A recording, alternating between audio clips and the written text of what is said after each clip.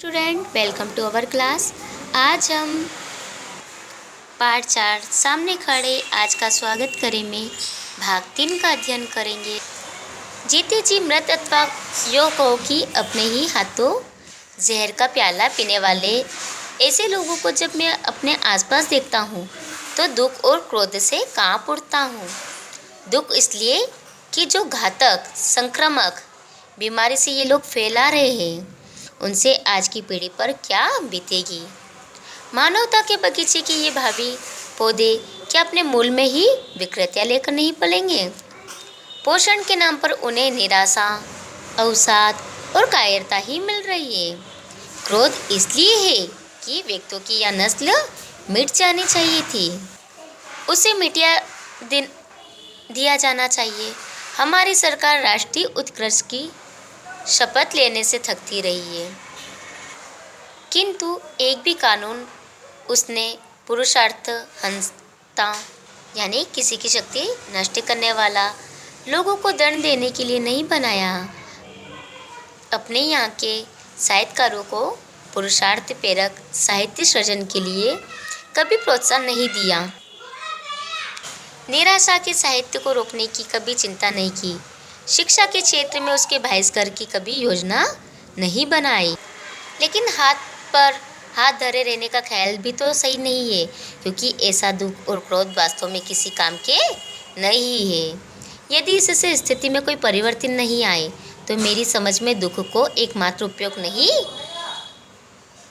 है कि जो दुखद है उसे निर्मूल करने के लिए संकल्प में जागे। जिसे देखकर दुख होता है उसके स्थान पर ऐसी स्थापना हो जाए कि आंखें देखे तो मुरझाए, मन खिल उठे। क्रोध का उपयोग भी ऐसा ही हो। क्रोध हमारी जड़ता और कायरता को भस्म कर दे, तब तो उसके उद्रेक की कुछ सार्थकता है, अन्यथा क्रोध करना तो सबसे आसान मूर्खता है। रोम का सम्राट मार्क्स अलियस कहता है कि क्रोध रसायन है। यदि आत्मा की देखरेख में उसका सेवन किया जाए।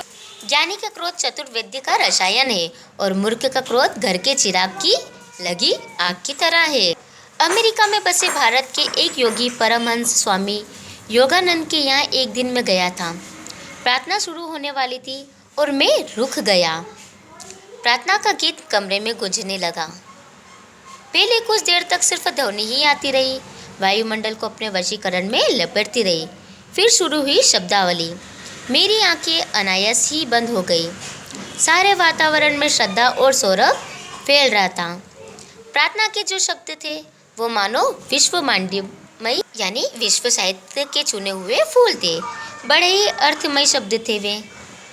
स्वामी जी गा रहे थे, प्रभु हमें निषेध से बचाओ, दुख से नहीं, हमें अपरिचय बचाओ, अहम से नहीं, हमें अगति से बचाओ, असफलता से नहीं, हमें अशोधन से बचाओ, अपकीर्ति से नहीं। दया निदान ऐसी सब बुद्धि दो कि हम ना का सदैव बहिष्कार करें, क्योंकि ना की जड़ में शैतान बैठा रहता है, वह हमें सत्य से दूर दूर भटकाता रहता है।